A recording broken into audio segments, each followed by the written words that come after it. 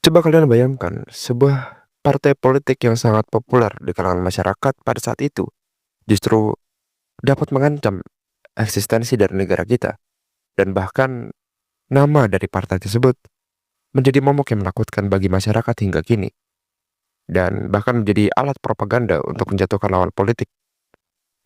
Inilah Partai Komunis Indonesia atau PKI, sebuah partai yang pernah menjadi salah satu kekuatan politik terbesar di negara ini. Bahkan pada awal 1960-an, PKI tercatat sebagai partai komunis yang besar di luar Uni Soviet dan Tiongkok.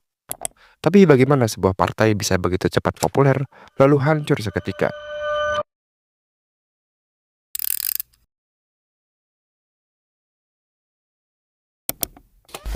Akar PKI bisa dicari di awal abad 20 dari organisasi Sarekat Islam yang kemudian melahirkan faksi kiri radikal. Di tahun 1920, berdirilah Indische Sosial Demokratische Vereniging yang berubah nama menjadi Partai Komunis Indonesia.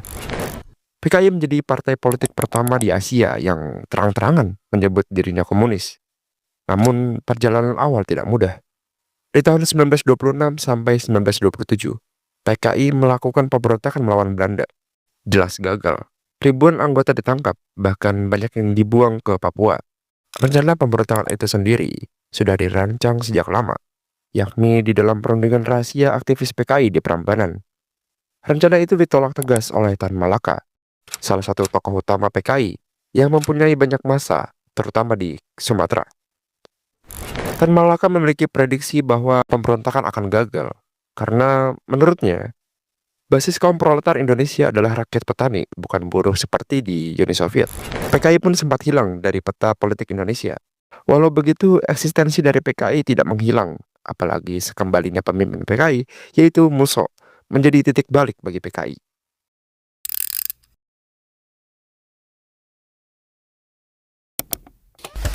Bahkan tidak hanya di tanah air, di Belanda, PKI mulai bergerak di antara mahasiswa-mahasiswa Indonesia di kalangan organisasi nasionalis, Perhimpunan Indonesia, yang telah lama kemudian membelot kepada PKI. Setelah Indonesia merdeka, PKI perlahan bangkit. Di tahun 1945, partai ini kembali muncul. Mereka menempatkan diri sebagai partai rakyat dengan basis massa dari buruh, tani, dan kaum miskin kota. Di bawah kepemimpinan DN Aidit, Nyoto, dan Lukman, pada awal 1950-an, PKI semakin terorganisir. Strateginya bukan lagi ke pemberontakan, tapi masuk ke sistem demokrasi. Hasilnya di luar dugaan. Dalam pemilu tahun 1955, PKI berhasil meraih 16,4 suara, menempati posisi keempat setelah PNI, Masyumi, dan NU. PKI menjadi simbol harapan bagi rakyat kecil yang merasa terpinggirkan, dan di desa-desa, PKI populer lewat lembaga tani, organisasi pemuda, dan gerakan kebudayaan. Di masa itu, para petinggi PKI tidak lagi berencana untuk mengangkat senjata melawan pemerintahan, seperti yang dilakukan khalayak partai politik kiri di dunia. Namun Aidit dan petinggi lainnya lebih menyukai jalur diplomasi politik, kedekatan dengan rakyat, dan rasa perjuangan dari kaum buruh, tani, dan miskin kota. Hingga pada awal 1960-an adalah masa emas dari PKI. Aidit membangun kedekatan politik dengan Presiden Soekarno. Presiden Soekarno menggagas konsep Nasakom, nasionalis, agama, dan juga komunis, memberi ruang kepada PKI untuk eksis bersama kekuatan politik lainnya. Dalam periode ini, PKI memiliki jutaan anggota dan simpatisan. Mereka menguasai berbagai macam organisasi petani, buruh, dan pemuda. PKI bukan sekedar partai politik, tapi sudah menjadi gerakan sosial yang hidup di tengah masyarakat. Meskipun PKI mendukung Soekarno, ia tidak kehilangan otonomi politiknya. Pada bulan Maret 1960 contohnya, PKI mengecam penanganan demokratis anggaran dari Soekarno. Dan pada tanggal 8 Juli, Harian Rakyat, sebuah koran dari PKI, menerbitkan sebuah artikel yang mengkritik kebijakan pemerintah. Pemimpin PKI sempat ditangkap oleh militer, tetapi kemudian dibebaskan oleh Presiden Soekarno.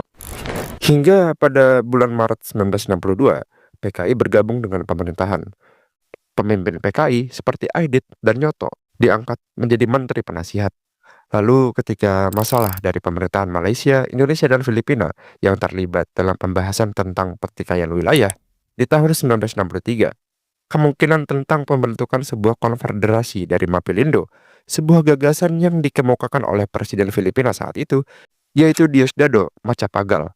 PKI terang-terangan menolak gagasan tersebut. Para anggota PKI yang militan dan juga menjadi tangan kanan Soekarno dalam aksi Ganjang Malaysia dengan cepat merangsek wilayah Malaysia bertempur melawan pasukan gabungan Australia, Inggris, dan India. Salah satu hal yang dilakukan oleh PKI saat masuk ke dalam pemerintahan Orde Lama adalah dengan diusulkannya Angkatan Kelima yang terdiri dari buruh dan petani.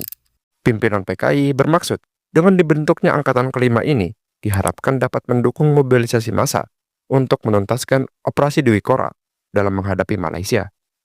Namun, hal ini membuat Angkatan Darat merasa khawatir, takut adanya penyelewengan senjata yang dilakukan oleh PKI.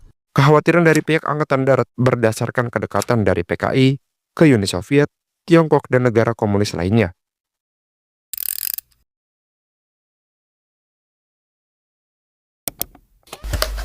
Kunci kemenangan adalah Jawa.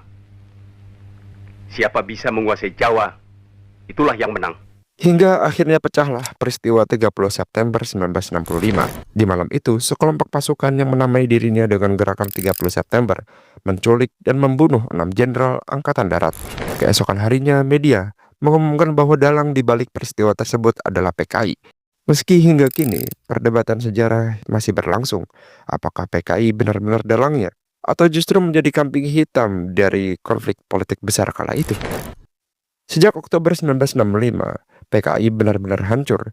Jutaan anggotanya ditangkap, dibunuh, dan dipenjara tanpa pengadilan. Aidit dan pimpinan PKI lainnya dieksekusi, dan sejak saat itu, PKI dilarang total di Indonesia. Hingga kini, namanya masih menjadi perdebatan panas di masyarakat, dan bahkan menjadi alat propaganda politik untuk menyerang lawan politiknya.